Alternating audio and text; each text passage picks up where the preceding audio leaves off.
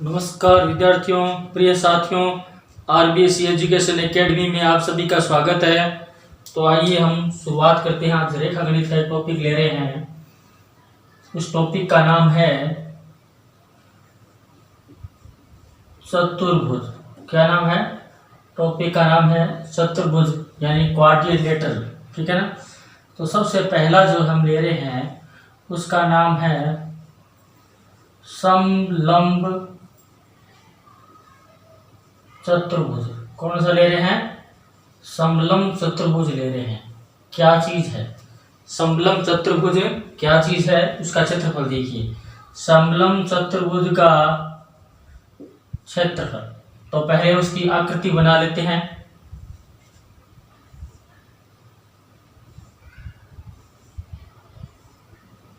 ए, B, C, D और ई। ठीक है। तो ये क्या है? समलंब चतुर्भुज है। तो उसका क्षेत्रफल ज्ञात करने का सूत्र क्या है? 1/2 गुणा समांतर भुजाओं का योग,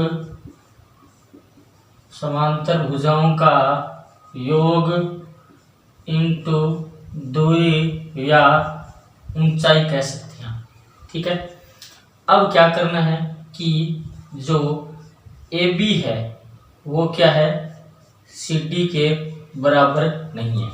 ये बराबर का चिन्ह जब कट जाता है बीच में तो असंगत का माना जाता है। क्या माना जाता है? असंगत, या इसको कह सकते हैं नॉट इक्वल। क्या है ये? नॉट इक्वल माना जाता है। ठीक है।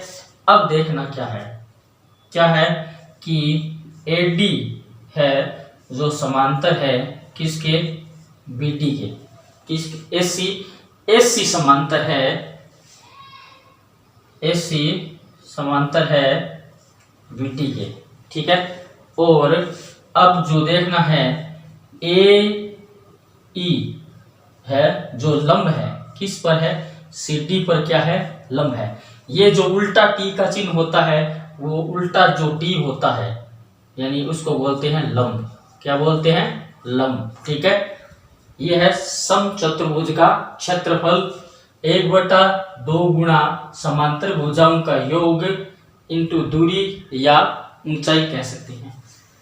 ए बी आप दिखाई दे रहा है सामने, ए बी सी डी के बराबर नहीं है तो हमने नॉट इक्वल लगाते हुए असंगत बनाते हुए इसको सी डी कर दिया है। ए सी क्या है? समांतर है किसके? बी डी के। क्या है? समांतर। ए लंब क्या है? सी डी पर क्या है? लंब है। तो आइए देखते हैं अब दूसरा है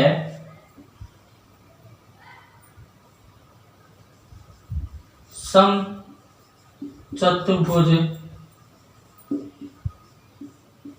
का क्षेत्रफल। समचतुर्भुज का क्षेत्रफल क्या होता है? 1/2 गुणा विकर्णों का गुणनफल। विकर्णों का गुणनफल यानी कई लिखते हैं पहला विकर्ण इंटू दूसरा विकर्ण भी इसको लिखते हैं। ठीक है। तो अब क्या करना है कि इसको पहला विकर्ण और दूसरा विकर्ण भी लिख सकते हैं।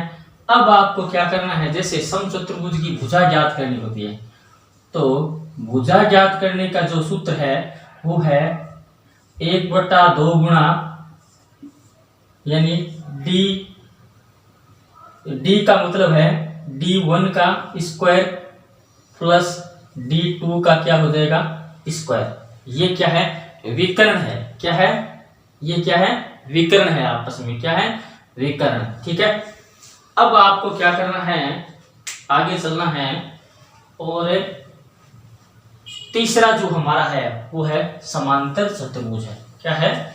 तीसरा जो है वो है हमारा समांतर चतुर्भुज है। क्या है? समांतर चतुर्भुज है। तो तीसरा जो है वो है समांतर चतुर्भुज। समांतर चतुर्भुज का क्षेत्रफल। समांतर चतुर्भुज का क्षेत्रफल जो है वो है आधार गुणा ऊंचाई, आधार गुणा क्या है, ऊंचाई, आधार गुणा ऊंचाई।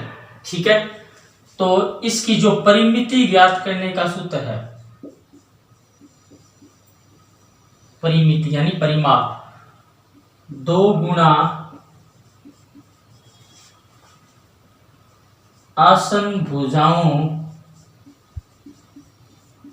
का गुणन। ठीक है, अब क्या करना है कि ये समांतर भुजाओं का क्या है, ये समांतर चतुर्भुज बनाते हैं। एक देखिए,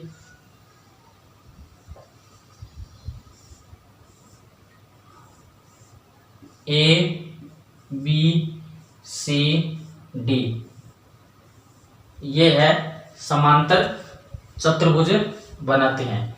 क्या है कि ए बी बराबर क्या है, ए बी समांतर क्या है, सी डी आसन भुजाएं हैं, और ए सी समांतर क्या है, बी टी, क्या है, बी टी।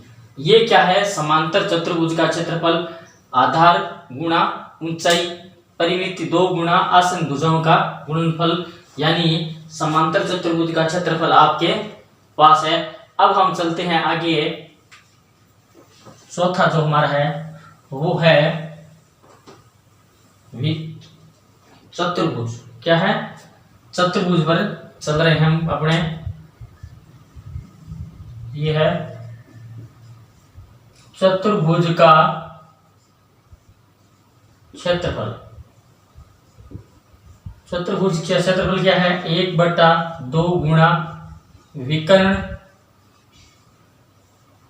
इंटू विकर्ण पर शेष शीर्षों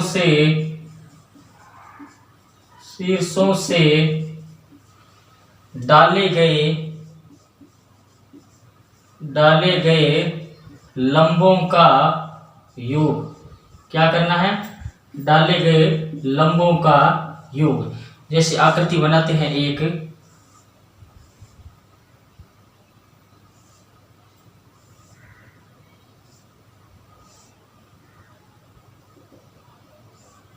जैसे A B C D E F. ये जो क्या है, ए सी क्या है, खुद विकर्ण है। ए सी क्या है, विकर्ण है। ए सी क्या है, विकर्ण है। और ए सी पर क्या है, 2 लंब डाले गए हैं। ए सी भुजा पर लंब कौन कौन सा है, यानी बी एफ और बी एफ व डी ई क्या है, लंब है। डी ई क्या है, लंब है। किस पर लंब है, ए सी विकर्ण पर क्या है, लंब है। ठीक है, तो ये क्या था, हमारा चतुर्भुज था, यानी 1/2 गुणा विकर्ण इंटू विकर्ण पर शेष शीर्षों से डाले गए लंबों का योग। तो आज हमने क्या किया है, सबसे पहले समलंब चतुर्भुज उस पर चर्चा की है। ठीक है, और उसके बाद में समांतर चतुर्भुज, समचतुर्भुज और ये चतुर्भुज। ठीक है, लेकिन जब फील्ड बुक का सवाल करते हैं तो सबसे पहले समलंब चतुर्भुज और त्रिभुज का ये 2 महत्वपूर्ण योग रहता है। समांतर चतुर्भुज तो कभी कभी उसका पूछा जाता है। तो कल हम अपने नए वीडियो के साथ फिर मिलेंगे। धन्यवाद।